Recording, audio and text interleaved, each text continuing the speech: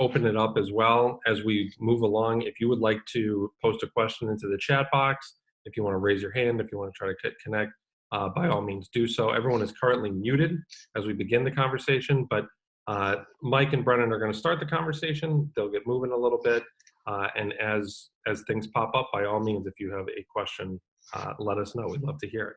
So Mike, if you wouldn't mind, could you sort of kick us off?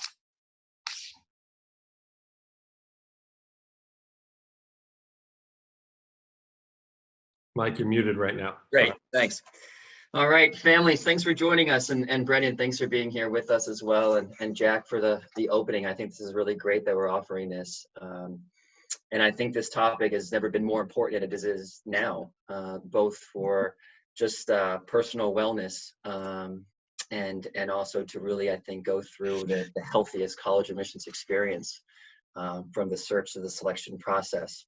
I want to give a little bit of background in terms of how character is used in the CM admissions process and how we as this counseling team incorporate it into our search and selection of schools.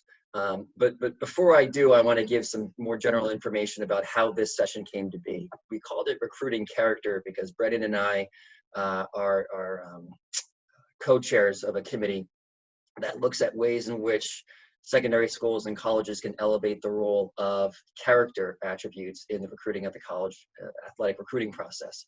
And this is a group that we belong to within the Character Collaborative, which is a national collaborative of secondary and colleges. Now, I believe, Brennan, correct me if I'm wrong, but we're 70 plus at this point. And Catholic Memorial is a proud member of the Character Collaborative. So that's we're one of 70 member institutions across the country that really values it and wants that to be a part of our process. As more and more, and we'll get into this over the course of this conversation, recruiting is a word that is synonymous less with athletes and more with just applicants. And if there's a mindset that I hope all of our students at CM can embrace, is that no matter what it is that you do, whatever your talent is, what you bring, it's important for you to reveal that. And at a time right now, the coronavirus, where more schools are going test optional or test flexible, I think we're nearing our 20th school that are coming in with flexible policies and creative ways in which to minimize the role of the SAT, the ACT for the next 2 years, 3 years. And we're talking schools that have been pretty quant heavy for a while, BU, Tufts. It's signaling in the need for our students to really embrace who they are beyond numbers. And so this talk, which we hope is going to lead into a vibrant discussion, is really meant to underscore the ways in which families and students need to embrace who they are beyond the numbers, and then to gather some, I think, practical tips and strategies and ways in which they can reveal that through their college application experience. I do want to say one more thing before passing things off to Brennan. There's, as everything with the college admissions experience at Catholic Memorial, it's really about a place of getting into an interior destination, I think, more than a physical place.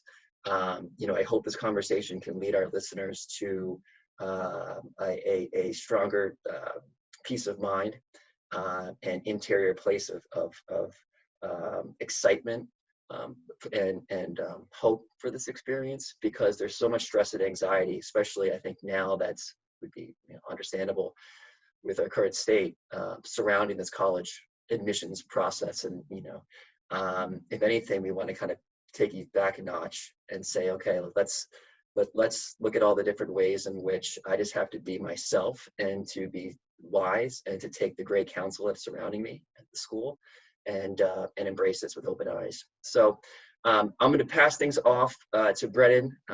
As Jack mentioned, Brennan's a director of college counseling up at the Derryfield School in New Hampshire. He's a writer, contributes weekly for Forbes magazine on college admissions. He is a co-author of a book with the Director of Admissions from Georgia Tech that came out called Getting In Together, a family guide to getting in and staying in. And Brennan, correct me if I'm wrong if I messed up that title. That's all right. It's called The Truth About College Admissions. There we go. A family guide to getting in and staying together.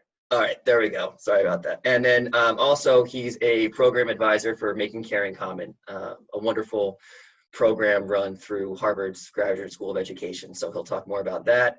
After Brennan opens up chats a little bit, I hope we can open up for some questions, and then we'll get into a free-flowing conversation. So thanks. Good morning. Thanks for having me, Jack and Mike, and welcome all. I will start. So as Mike mentioned, I'm the director of college counseling at a small independent school up in New Hampshire. I've also worked in high school admission and college admission, and at a number of different schools. And for the last couple of years, I've been working with Making Caring Common at the Harvard Graduate School of Education, which, and if you're not familiar with it, the program is really focused. I mean, the goal of that program is this idea of how do we raise kids that care about each other and the common good, and how do we raise kids around issues of ethical character. And I guess I'll start by saying that you all are in the right place because I think CM is known both locally and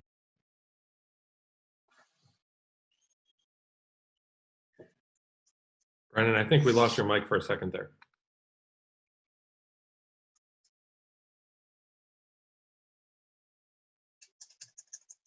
Jump in. Yep. Brennan, I can't hear you right now. If you come back, let us know. Mike, maybe you could, we'll pivot a second as Brennan's working through some technical difficulties here. As we're thinking about the way that character might read in the admissions process, as someone who, in your role as Director of Enrollment Management and you're looking at applications regularly, what are things that you might see or identify in an application that would be something that would be kind of a marker of character or something that would be interesting to you in the admissions role? Yeah, and it's a great question, because the role of character has become a more prominent topic of discussion within our admissions process, and what we're looking for in our students, no matter what grade level they're applying into. I think as a society, we're growing more leery of judging intelligence based on a test scored number. And that is not a CM thing. I think that is a societal thing. And we also recognize that, learning requires a certain set of personal skills and resiliency and emotional skills and temperament that doesn't always capture on tests. So this is really kind of a major growing trend. I also want to say, there's so much talk about, well, what is character? We don't try to define it. I don't really know if there's one universal definition that the world agrees on or we agree on, or what are the most important characters. I think we'll be character traits will be in a conversation for days, if not years, if that's our goal. But we look at some of the most important characters, strengths that are predictors for success that we have seen and we have over the course of our lives and careers. And I think those are really boiled down to what we look for is honesty, responsibility, and maturity. And so we look at the counselor letters. We look at when we interview students, we ask them, tell me about what's an example of your life where you've really felt like you were being responsible, or you mature, tell me a little bit about, what do you think about character, and how are you going to improve this culture? So the interview is really important. We're always back, Mike. You're back, great. Yeah, sorry. But I just want to finish this one. The interview is really important. Talking with their counselors, looking at their schools is really important. We have created we created a distinction award that we give to incoming students that recognizes their character that's revealed in the application process. So we really think that we're looking for the direct true north on their compass. Brennan, we lost you right when you ducked out. We lost you right when you started talking about CM's emphasis on this topic, character, and for our kids. So yeah, sorry about that. I guess that was like the opposite of Zoom bombing. I got booted.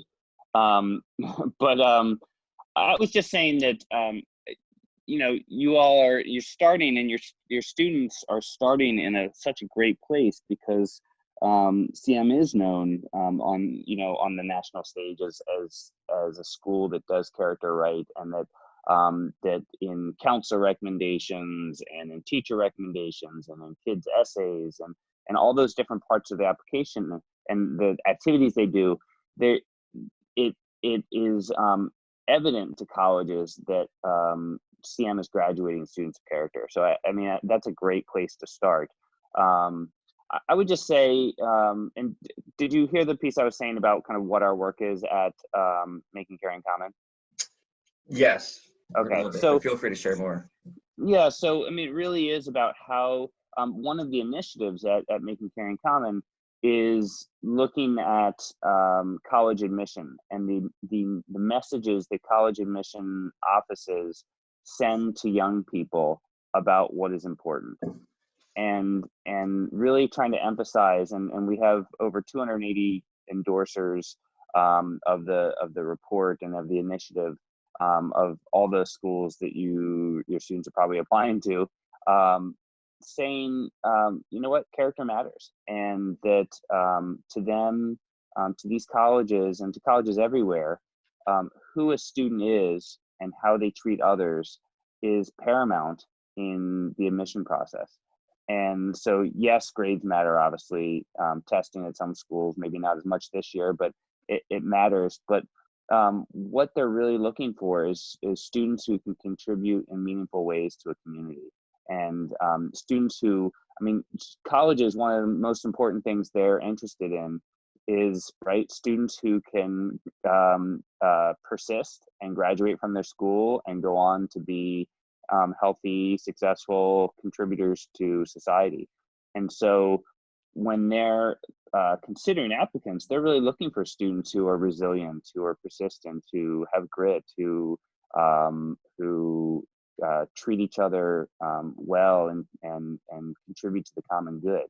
And so it's so we've done a lot at Making Caring Common about working with schools and at the Character Collaborative with the Recruiting Character initiative about how schools assess that and how they look for character in applications and how they send messages to families and students about what matters. I mean, I think we saw the kind of epitome of lack of character in the whole kind of Varsity Blues scandal last year, and the unethical behavior of some parents around getting their kids admitted to college. And so it's our initiative there is really going at a lot of these issues. And a recent survey that came out of our professional association showed that 70% of all the schools surveyed, 70% said that character is an important aspect in their review of students. It's moderately to considerably important. And so, when schools are saying that, you can't not want to engage around issues of character. And I think as much as we can reinforce that with our young people and find ways for them to bring that out, I think that's right. Thanks, Brennan. So if we shift a bit and talk about how to demonstrate, how to reveal, and how to make this topic, which I think we all, anytime you talk to somebody about this topic, you have a lot of head nodding and they agree with you, and then they kind of have that sense of like, well, but really, how does this work? And do colleges really care? And how do you measure character?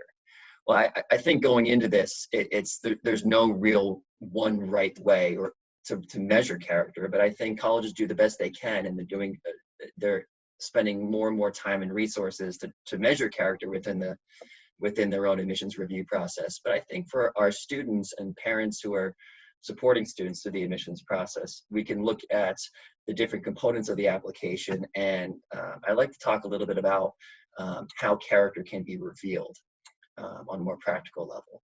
I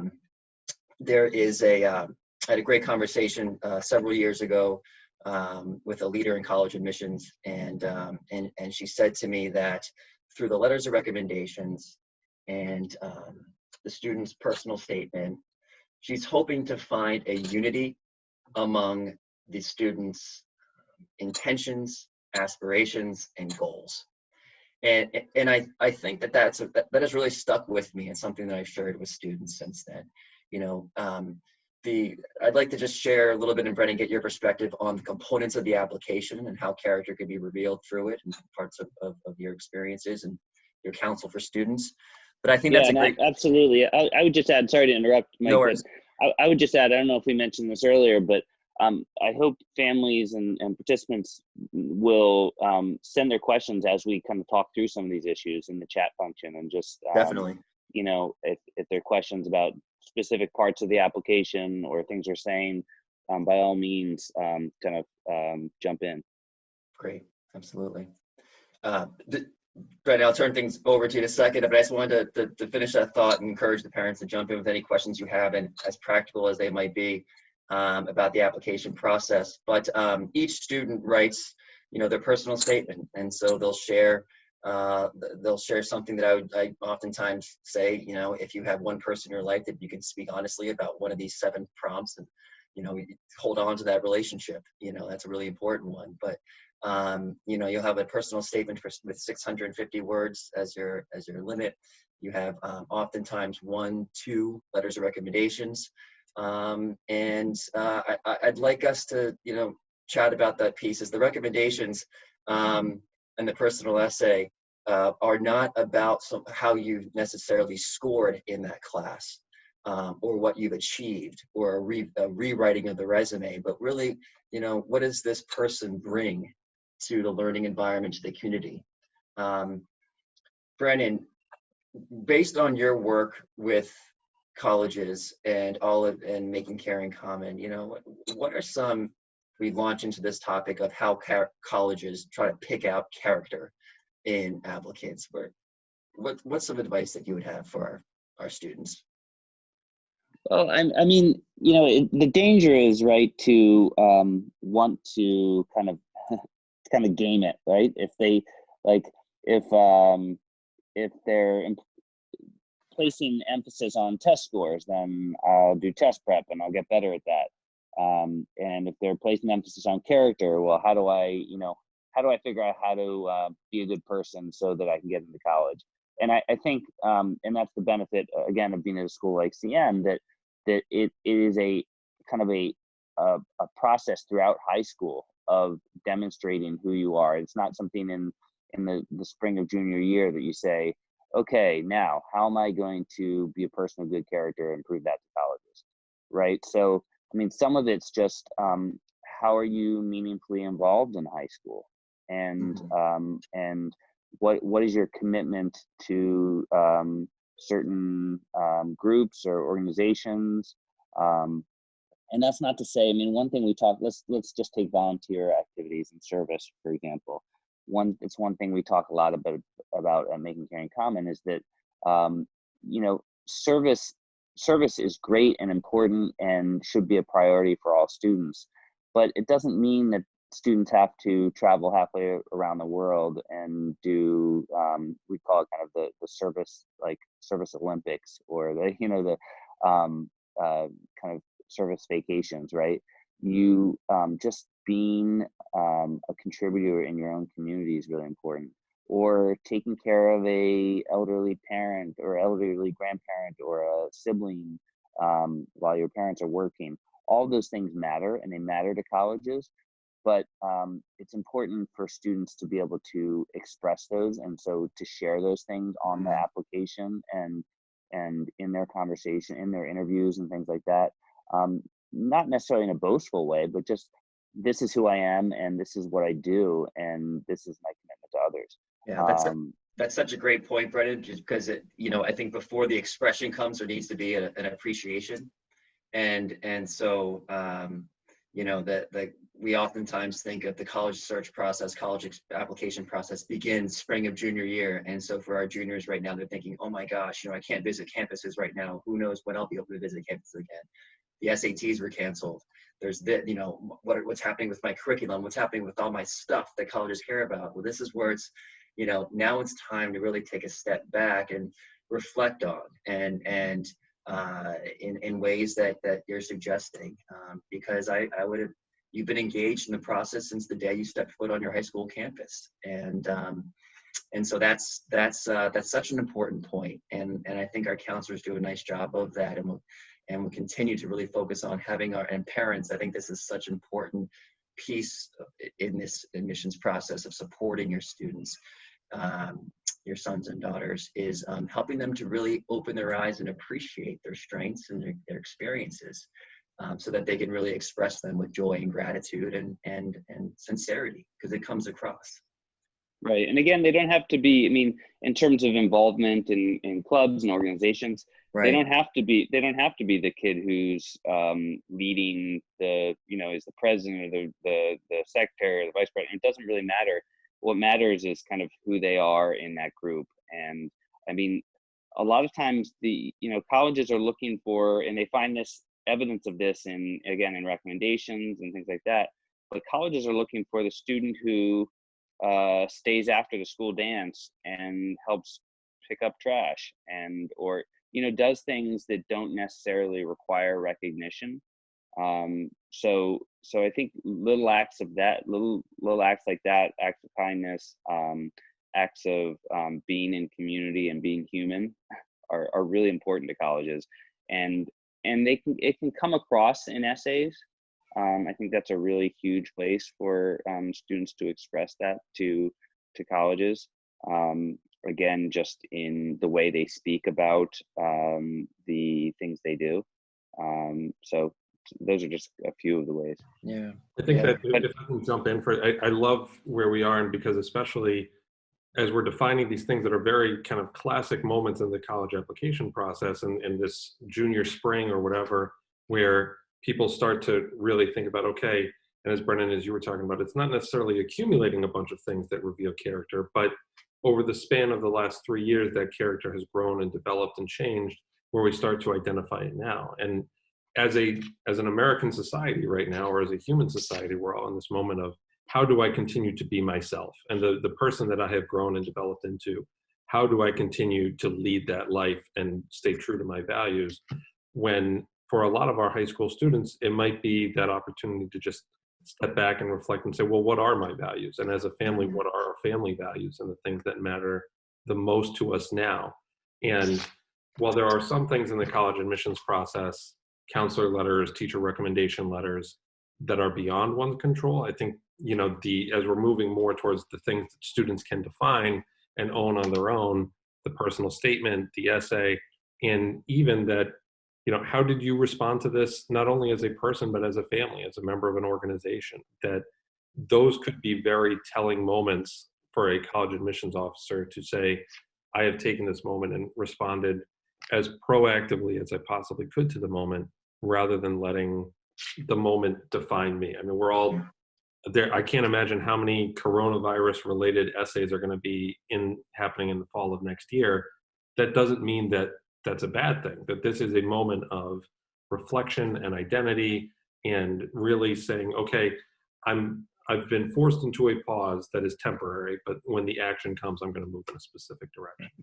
Right. Yeah, and that's a great point, because well, so first of all, I think it looks like the Common Application is likely going to have actually the option of a separate question on next year's application that asks specifically how students, kind of a short answer question asks specifically how students responded to this pandemic and the challenges of it, specifically so that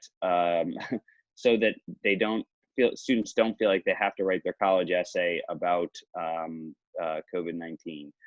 So they can spend that time talking about kind of who they are on a more a larger scale, but also will be able to reflect on how they responded to this moment in time. And I would also just say, to add to that, Jack, this does really provide an opportunity in a lot of ways. for students to pause and families to pause and say, yeah, how are we in community? And what are ways I can use this time to reach out to others, to pursue something that I've always been interested in, right? It's easy, especially with virtual learning and the drawl of video games and everything else, just to kind of turn inwards. I think it's really, they're meaningful conversations to be had around the dinner table and things like that about, okay, we have a lot of time at home and a lot of space for some families, not for all, because some are really struggling in this time. But how are we going to react, and what are ways that students can explore an interest that they kind of always had, and what does that show about them and their depth and their concern for others potentially, and things like that. Right, absolutely. Sticking on this theme of opportunity, I think colleges, no matter what the state of the world or the health, when they're reviewing applicants, they're looking for, again, this is a character, I would say, attribute, self-awareness and emotional intelligence, and specifically self-awareness in growing in ways of being able to understand how they learn best.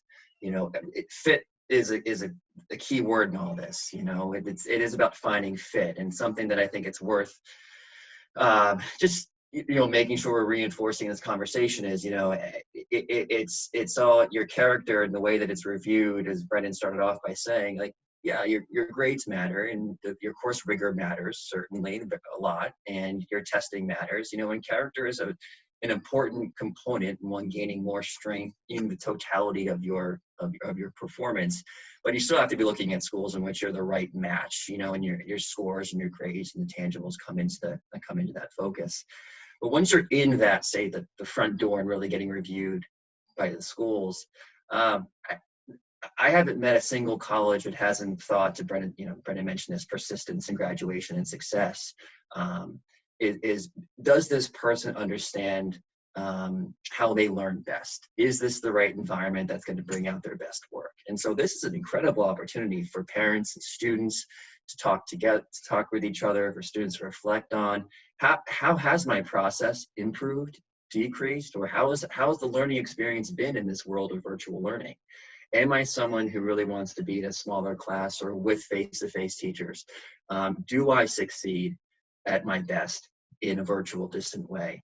So this is another example of how, don't, keep the long-term, keep the goal in mind, don't get sidetracked or blinded right now, despite the challenges that we face and the obstacles and kind of our daily routine.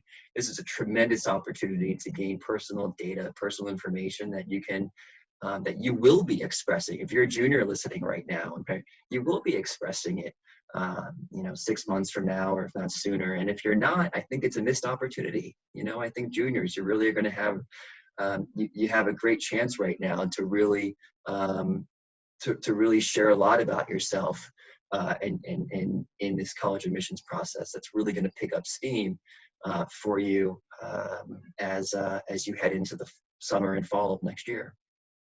Well, and I would also just add that this is, as we talk about this time and opportunities, both this pandemic and college admission really open up an opportunity for families to have conversations about what is character and what does it mean to be an ethical human being. Because, I mean, college admission is this real kind of rite of passage or time of transition when students are starting to wrestle with kind of bigger questions of identity sometimes, and so it's a real opportunity for families to talk about, okay, what does it mean to be an ethical applicant, right? Like how are you representing yourself, or are you misrepresenting yourself? And what does ethical character mean as you try to kind of communicate that to colleges? And so I think these are good opportunities just to have conversations about even defining what is character. and what does it mean to you, and Mm-hmm. what are kind of character traits, what do you value? Yeah. Brennan, Sorry, go ahead, Mike. this may be a tricky question for you to answer. You know, you've seen so many different school models, particularly college models, you know, are there any schools or approaches that you are, you know, particularly impressed with, or that you can share more about in terms of, or is there a common thread that you have found among schools for how they're building within their admissions review process the assessment of, you know, character, or the measuring of it? Yeah, that's a really tricky one, and it's one that schools are wrestling with, and it's one that in my conversations with colleges just in the last, month, they're especially wrestling with, because all of a sudden, as you mentioned at the start, many schools will not be having test scores for this year's junior class to look at, and for some schools are going pass fail for the spring trimester of junior year, and so kind of all previous models of determining whether a student is a good match for that community and for the academics there is kind of off. And so they're going to be turning more and more to issues of character. And the truth is, there is not a good method of assessment. And some students or some schools have been piloting different ways of trying to get at that. And what they've done, a lot of colleges, some of the most effective models, is they've gone to their faculty and said, what kind of students do you want to have in class? Like, give us the character traits of students you want to have in your class. And maybe it's persistence, maybe it's level of engagement, whatever it is. And then they've used those character traits from their college. And Swarthmore College, for example, they do this really well, and I think they actually publish it on their admission website. Like, what are the character traits they're looking for at admission? And so then they basically create a rubric of those different character traits. And as they're reading the application, they look for evidence of that in recommendations, in essays, in participation, and they just kind of go through that. So that's how some schools are doing it, but there's no test for character. And so it's like many things in college admission, in the fact that it's more of an art than a science. You can't boil it down to kind of check boxes, but they're doing their best to assess that. And some colleges are piloting different tools and then looking at how successful the students that they have rated in different ways are being in their end of their freshman year in college and things like that. So a lot to come on that front. Yeah, it's you mentioned Swarthmore, and they're, I think, gold standard in terms of how they go to great lengths to measure, assess, and articulate, make decisions based on character. I think it's worth mentioning, particularly as our students who are going deeper and deeper and closer, I should say, to the application process, particularly our juniors, that depending upon the school that you're applying to and the type of school you're applying to, they're going to take different levels of interest, or you're going to develop a different level of relationship with them. You might not have an opportunity or have a required interview, or you might not be able to meet with a college representative while they come visit Catholic Memorial on our campus, or you might not be able to get to meet with the representative at that college who's reading your story. So, that's something to be considered as well. What are going to be my opportunities to reveal myself in person? Now, you're going to have your personal statement. There's going to be letters of recommendations. There's going to be a counselor letter. So there's going to be, universal components of your application for you to reveal. But in terms of, how you can also have those personal interactions, or what the college is going to require to you, I think that's an important piece to consider as you start building and shaping your list. And certain attributes to look for. Jack, have there been any questions that have come in, or anything you want to touch on? There are no questions in the chat box now. By all means, if a question pops up for a student or parent who's on, please put it in there. And as we're I was thinking as the conversation was evolving here in terms of ways colleges or universities might identify character in an applicant.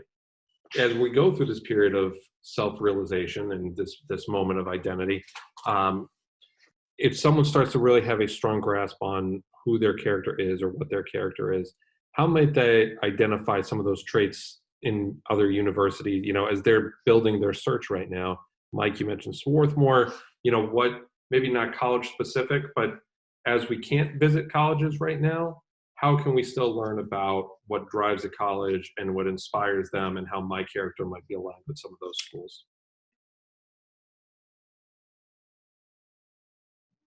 I think that's a great point. And I would, quite honestly, I would start with go right to their mission statement on their website and see what they are saying as an institution they value, and then see how that plays out. I think right now in this moment in time, we can really tell a lot about an institution based on how they're responding to the current pandemic and how they're treating their students and how they're what policies they're putting in place, how they're treating their employees, and just generally how they're responding. So I think that's one way. I think one way to get a kind of a good pulse on the character of a community is to go find the student newspaper online at each school and just read some of the stories about what the school is struggling with, what they're proud of, what students are up in arms about, and really get a sense for that. And then finally, and this kind of goes back to what Mike was just saying, is that right, there's not going to be the same ways, especially this year, for students to interact with college admission officers at college fairs and things like that. But I think it's totally all right if there's a school that you're interested in, and you go and your student goes and looks and looks at their admission online, then to reach out to the college admission counselor and ask questions about that. So and it shows that issues of character and identity and purpose are important to your student, and that will stick with the college. I mean, so send an email and say, I was reading that your school's mission is this, and I understand that these are some of the things on campus, and just curious about how you see that your mission playing out in the everyday life of students and faculty on campus. I mean, if a student asked me that, I would be pretty impressed that they're asking the right questions and are concerned about those issues. Mike, you're muted right now. Sorry, my kids were going crazy in the background. I felt like it was WrestleMania back there. It's a great point you make, Brennan, and it connects with Jack's earlier point about taking ownership of the certain part of taking ownership of the parts of the application process.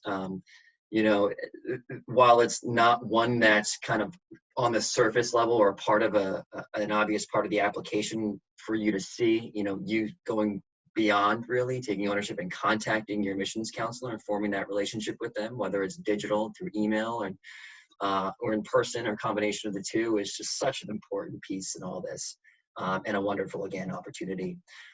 Jack, I think it's important to know, the discernment papers that our students write, and why we have the junior discernment paper as such a staple of the college admissions experience and the overall CM experience. For our juniors who are going to be completing that assignment this spring, in their theology class, that's a golden opportunity for them to really dig deep and begin the process of expressing what it is that means to them, what means most to them beyond the numbers, and what makes them tick, and what they will bring to a school community. The first question that we have students answer in that discernment paper is, what brings you joy? And I've been searching for the right definition of joy for many years now, but I came across one recently that stuck with me, and it made me think about our students who are answering that question, what brings you joy? And it was a quote, said that joy is really one's awareness that what they're doing has meaning and purpose. And I thought of our students, and I thought, that's a great way for them to approach this question, and to approach that, what really makes you tick and what brings you joy in the classroom. What is it that you're doing, in the classroom or in your community, and when engage with others, that you are aware of and appreciate that which you're doing at that moment brings meaning and purpose. So I want to embrace and to emphasize to our students the wonderful challenge and opportunity they have coming to them to be able to answer that question, particularly our juniors, in their discernment papers coming up.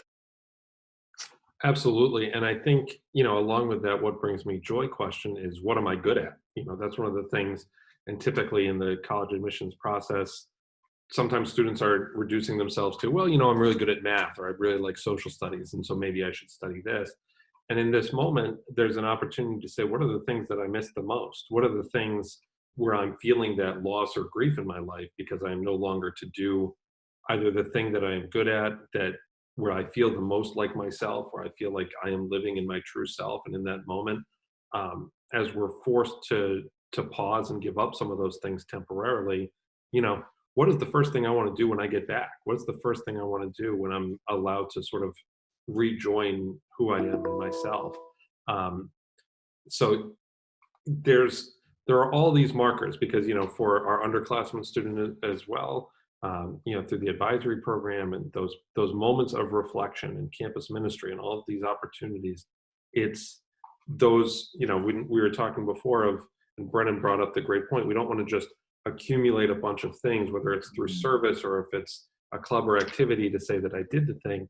Now it's, how am I continuing to find ways to do that thing in my life, even when I have roadblocks or obstacles in front of me that make that thing difficult. Yeah.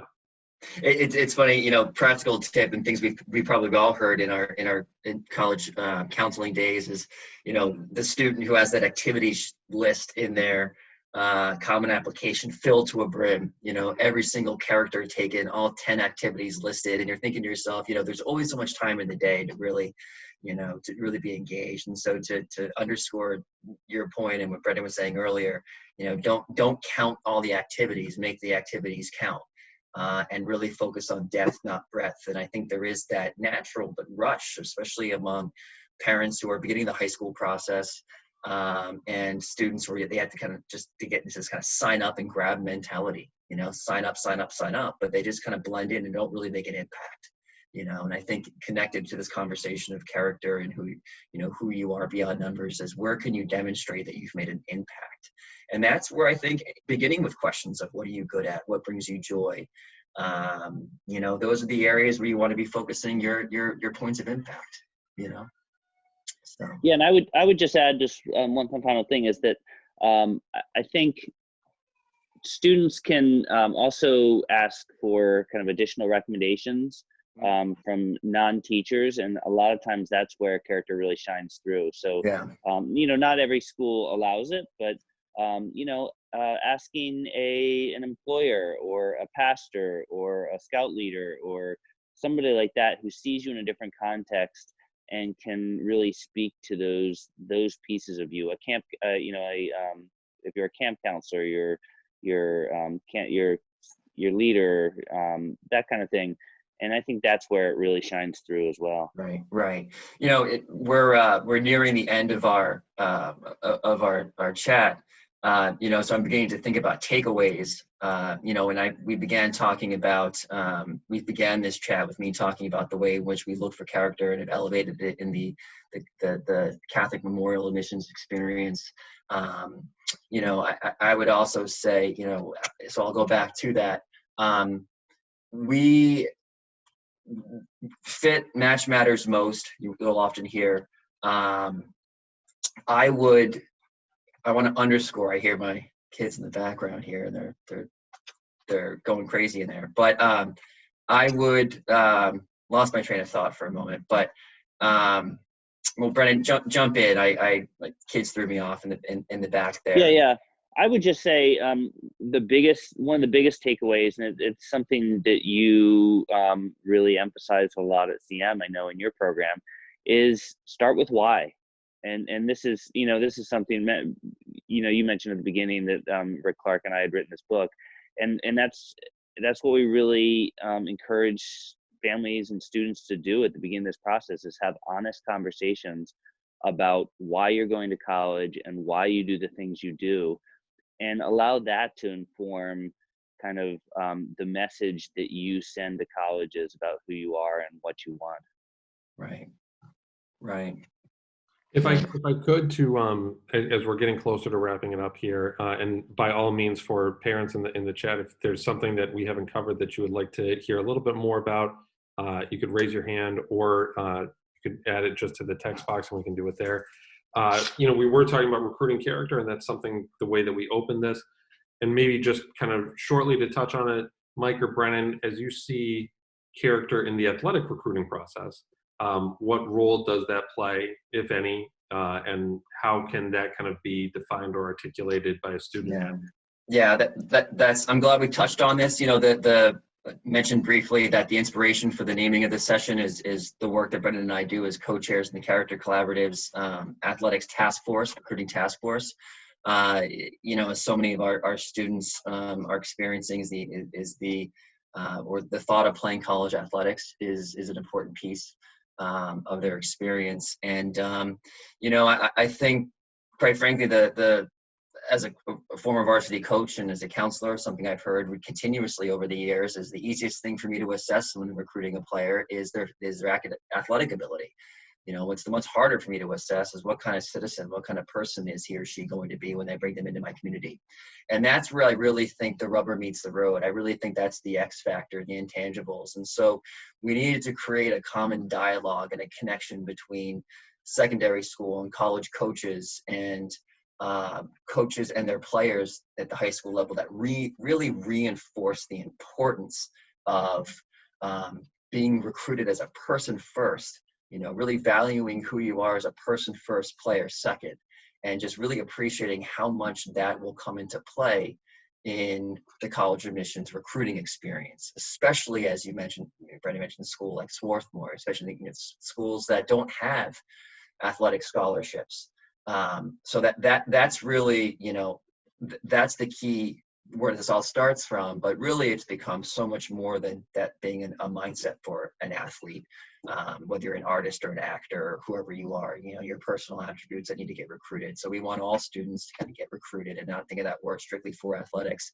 But specifically speaking about for our student athletes who may be listening, just the absolute the need to appreciate and to talk with coaches, with parents, with counselors about ways in which you're putting your best personal self forward beyond, your athletic performance. Because college coaches will be tracking down that info. They will be observing you. They will be trying to measure that and assess that for themselves. And it will be a major, major motivator in their decision-making process. Yeah, and when they go to when college coaches go to the admission office with a student recruit, an athletic recruit, and want to pull for them in the admission process, a lot of colleges increasingly are asking for those coaches not only to provide the student's academic transcript and testing and everything like that and their athletic ability, but they're specifically asking for, give us a paragraph on this kid's character. Yeah. Because let's be honest, right? Some of the high profile news stories that come out of college and universities are usually of athletic teams demonstrating poor character. And so it is in their best interest, everybody's best interest, for them to make sure the students they're accepting are demonstrating the highest character. Right. And athletics is such a great arena in which to measure character. Many of these schools, my alma mater, Holy Cross, for instance, pretty much 1 out of every 4 students on campus there is a student athlete on some of the men's or women's teams. So, there are a lot of student athletes who are, quote unquote, going through, some level of what can be considered a recruiting process, and I use that word very loosely in terms of what defines the recruiting process. But let's be honest. The athletics, students' interests in being a college athlete is a very practical way in which for colleges to build their application numbers. So all the more important, and so many of the applicants are engaged in at least one season of sport or a team, and so that's another very real access point that colleges have to schools, and high school students have to colleges. And so it's how you behave as a student athlete and how you engage is a very clear and effective way to reveal who you are. Pre-pandemic, Brendan and I were on pace. We were scheduled to host an event called the Recruiting Character Summit at Swarthmore College, and we were anticipating upwards of 100 college athletic directors and high school and college admissions liaisons. This is really a hot topic, and one that I don't see losing much steam. This is really a topic that I hope as this session ends, it's not kind of that's really not that. That's not going to really happen. I think schools are going to continuously look for ways in which to engage in honest discussion with counselors, with high schools, and with students on trying to, on really trying to get to understand who they are in their totality, not just in a test score. That's fantastic. Thanks so much, Mike. Thank you, Brennan, for joining us this morning. We've got about 5 minutes left. If there are any final questions, anything, something that you wish we had covered in a little bit more detail, or something that you just want to clarify before we break for the morning, we can answer all those questions. If this session will be recorded and posted, I think that we have an online resources section that's being built out on the website, so this will be available there, as well as through the advisory boards and on campus. So I want to take one more time to thank Brennan. Mike, thanks for joining us as well. If there are any questions, let us know. Otherwise, have a fantastic day. Thank you, everyone. My pleasure. Thanks for having us. Thanks, guys. Thanks, Brennan. Take care. Thanks.